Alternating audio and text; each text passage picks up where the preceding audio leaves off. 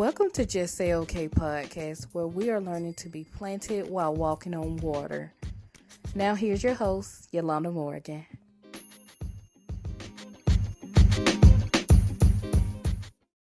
Hey, y'all. Welcome back to another exciting episode of Just Say Okay podcast, where I'm your host, Yolanda Morgan. And if this is your first time tuning in, go ahead on and hit that subscribe button and that follow button.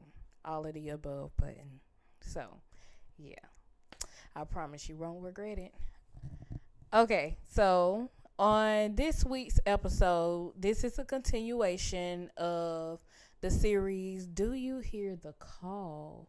In which I'm just breaking down and talking about how God is like calling his people out and what that may look like. What it means is God is calling his people out of hiding, out of our cave seasons where we have been developed and now we need to come into the world and share what we've been developed in. So, yeah, this is part 3 entitled Don't Go Back. That's a word, y'all, already. Just from the title, I feel like y'all can get and understand that this is a word. And it's something that God has reiterated to me over and over again, which for me, if you guys have been following along, I just came off a sabbatical.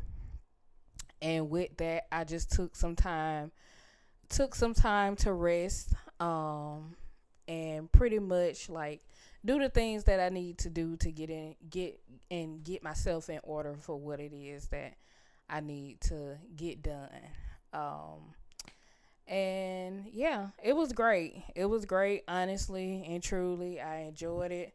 One of the things that and as I've been sharing over the weeks, I've been working on is just the different things that God has told me to focus in on, as well as adjusting to my life as a full-time therapist, So, but I paid attention to the fact that, like, while I was doing my time of rest and my time of thought and all of that great stuff and not doing my podcast, it kind of, in a sense, was starting to get me out of the flow of doing it. And God just kept reiterating, like, hey, don't stop. Ain't nobody told you to hang up the mic. Ain't nobody told you to put the mic down. Do a mic drop. He didn't say that. He did not tell me to do that. And he just kept reiterating that point. And in a sense, it's kind of like the same concept of going back into the cave, because this whole podcast, this was part of my stepping out of the cave, coming out of the cave moment. And like I said, during the time I was getting into kind of like the mindset of like when it was about time for me to start recording again, I was just in my mind like, I don't really feel like doing this. And it's like I would hear a word and it'd be like, don't go back, don't go back, don't go back. So, like I said, I had to come and give y'all the same word that I heard, because I just know it's going to free somebody from like that mental turmoil of like, am I making the right move, and the overthinking, and it's going to free somebody. I know that much. So, like I said, just to start off, one of the things that God has been working on me with, and a couple of other people I know, is making sure like you're focused on moving forward in what he wants you to do. So when it comes to don't go back, it could be two different meanings. So it could be, number one, what I just said, don't go back into your cave. season after he has brought you out. Cause yeah, um, no. Or it can mean number two, don't go back to familiar behaviors, patterns, um, ideas, thinking, thoughts. Like, don't go back to all of that. And when I tell y'all, God ate me up with this word, cause like he just over and over again, cause it's I've been tested during this little season as well. I'm always being tested, but I've been tested during this season. And that's one of the things. Those are two of the things I've been tested on. But he helped me see like the parallel of like it's a don't go back on those behaviors, patterns, and all of that, and don't go back into that cave because I didn't send you back. And even if you want to look at it from the standpoint of scripture, um, you can look at it from two different things. So number one, so don't go back to the cave is the message that got me going to going in this series is the story of Elijah. If we want to look at the Bible, like I said before, Elijah went into the wilderness. Also can be known as excuse me as a cave season, or some sort of a cave season, but either way, it was the wilderness. He went up there because he was afraid. And with that, with him being afraid, he's like, "Oh God, I just don't know. I did the things that you told me to do, and now like I'm getting all this pushback from people. So now, like I don't know what to do." But in that instance, he put himself there, and God kept him. He was like, "You know what? I get that you tired. You did do what I asked you to do. So let me give you rest. Because you can't give up. I give you rest, but you're not going to give up." So he was there, and then he stayed there, if I'm not mistaken, 40 days, 40 nights. And after that, he left the wilderness. Yeah, he left the wilderness. And then he came to another spot, and he went into a cave. And in that cave, God like, "Okay, now I kept you over there. You was good over there, and you came out, and you did what you needed to do. You rested and all that good stuff. But I still have work for you to do." So within that cave, like God came and talked to him, like, "What are you doing here, Elijah? Literally, what are you doing here?" And after he talked with God, he had to leave because, again, he had work to do. And God let him know, like, "I love you, my son, but you got stuff to do. Like, I have given you everything that you need, and done everything within you that you need to have done. So now it's time to go out there into the world and do the things that I told you to do." So that's one instance, another instance one instance, excuse me, of not going back to what God has brought you out of. The second instance is the instance of the story of Saul. So with Saul, the thing was with him, he actually, God had instructed him and let him know, like, "Hey, what you need to do and what I want you to do is kill all the mediums and stuff like that in the land." And the reason why he told him that is because essentially mediums are perverting the gift that God gave them. God gives you a gift, but he don't give it to you to use in the sense of what they are using it in. Essentially is kind of turning it into essentially witchcraft. So, and that's why God told him, like, "Hey, them boys gotta go." They can't be here. So he instructed Saul to kill everyone in the land. And it's so funny because Saul was disobedient in that, because he actually ended up letting one of the mediums live. He ended up letting one of them live, and she ran away and never to be heard of, quote unquote. But what's funny is, like I said, God already had explained to Saul, like, that behavior, that stuff that people consulting mediums is detestable in my eyes. That's not pleasing to me. So it gotta go.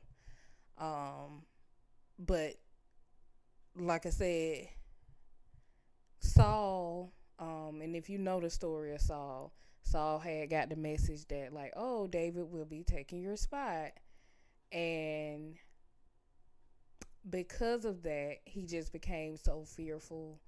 And so, like, I don't know, like, he was doing everything but turning to God in order to hold on to his kingdom and the stuff that, like, God had God had given him and all of that good stuff. And what ended up happening is the very thing God told Saul not to do, the very thing he told him to kill off from the land, he went and consulted. So he sent individuals out to find that one medium that he left in the land, the one medium that he left in the land, and he sent his soldiers and people out to go find her. They found her, he brought her back, and he had her to consult the ghost of Samuel. Because at that point, Samuel had died. And if you know the story, Samuel is the one who anointed Saul ruler over Israel. And he used her to draw up his spirit, basically. And she did it. And it was one of those things where Samuel, if you read it, Samuel was just like, what are you doing? Like, be gone. Like, no, this is not what you do. If you're going to do something, this is not what you do. So basically, like I said, out of fear, Saul went back to familiar patterns and behaviors and familiar places because he was scared, instead of turning to God, which is the overall theme of what God was trying to get him to understand, like, is me who you have to look to. You keep being disobedient, which is why you keep missing, and which is why I'm raising up a new king, because you keep being disobedient. So that's the other instance of, like, don't go back. And I know, because how many of us have been tempted to go back to something that, like, God has clearly told us? Clearly, it don't even feel good. He clearly told us, don't do that no more. Don't say that no more. Don't think that no more. Don't hang around them no more. Don't be with that man no more. Don't be with that woman no more. He clearly said this, and you just be like, this is what I know. So I'm going back. And you get what you get because of it. And it's like one of those things, like, God, a lot of times God don't even tear us up as bad as he could when it comes to, like, that disobedience. I told you. Don't go back. I told you don't do that no more. And you still went back. He don't even tear us up. He give us a chance to get it right. But if you don't get right, you get left. Just like the anointing left Saul. And imagine if Elijah would have stayed in the wilderness. Imagine if he would have stayed in that cave and would have been like, oh, okay, God, I'm not going out and doing what you told me, what I know you told me to do. Imagine the amount of people who would still be in bondage. And like imagine, like he wouldn't even been able to anoint Elisha. He wouldn't have been able to. It wouldn't have been none of that took place. And you, if you know the story, Elisha, and all the great works he did, like it would have been none of that if he would have stayed and remained in the same, in the familiar. So to my people who have been called out by the Lord, don't go back. Because it's imperative that you do exactly what it is that he's telling you that you need to do. And I know it's easier said than done because we always like to go back to default settings. Especially if we get a little pushback or if we experiencing some type of warfare, or because a lot of times, and that's one of those things as well, you have to pay attention to when you're actually getting like real pushback versus when it's spiritual warfare. Because spiritual warfare is not going to be won with the physical. It's going to be won with the spiritual. So you got to pay attention to that as well. But like I said, it's imperative that you don't go back. Like I said, the past and the familiar is tempting. It's easy for you to want to go hide yourself again. But when God say it's time to come out, it's time to come out. And you don't want it to be a thing where he forced your hand. And now you do have to experience hardship because you wouldn't come out like the cave. You wouldn't come out of hiding. Now he got to force your hand. Or, because essentially you're being disobedient. So when you won't come out, guess what God does? Like with Saul. When you won't be obedient, he'll raise somebody else up to do it. And then you'll be looking and you'll be like, oh, I had that idea. Oh, I wanted to do that. Oh, I said I was going to do that. Oh, well, he gives you opportunities to do it and to get it right. And because of your own mental in the way, you miss it. And that doesn't mean he won't ever give you another chance. Because like with Saul, like he let it be known, like David is going to be your replacement. That's just what it is. But it wasn't no instant thing. That's the crazy part. It wasn't instant. Like God still gave him an opportunity to be king and turn it around and all that good stuff. And he just couldn't get it. He couldn't get it. So let's not let that be you. Let's do the things that God has called us to do. And I'm talking to myself too, because like I said, I've been talking to you guys about the stuff that I'm working on, which I am working on it, and it's going to come out because I have no choice. He done told me to put it out there, so it has to come out. Because like I said, if you don't think about it from no other perspective, like think about it from the perspective of you need to be free. You need your load taken off and put down and put out there into the world. And even from the standpoint of like I said, the amount of people who this may help. If it don't help but one other person, that's fine. If it doesn't do anything but for 5 other people, that's fine as well. But you never know until you put it into the atmosphere. And like I said, we got to come boldly into the world. Because like I said, the devil and his folks, they ain't shy about their stuff. So we don't need to be shy about ours either.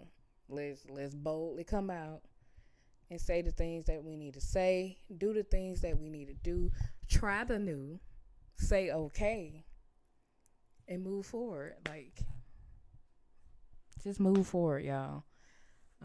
But yeah, don't go back. If you ain't get it the other 50 times, don't go back. Don't go back to familiar patterns, behaviors. Don't go back into hiding. You can't do it. It's time to come out. This week, I'm saying okay to following through and doing the things that I said I was going to do. And that's a bar. But yeah, so saying okay to doing the things that I said I was going to do. That's what I'm saying okay to. How about you? And that's another bar. But yeah, other than that, just say okay. Go out there, be blessed, and have a good one.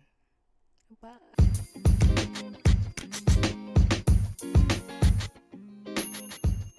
Well, look at you staying the whole time. Thank you for tuning in to Just Say Okay podcast. If you would like to reach me, you can follow me on Instagram at justsayokaypod_, or you can email me at okgodpod@gmail.com. And as I said before, ain't nothing to it but to do it. Just say okay, y'all. Have a good one.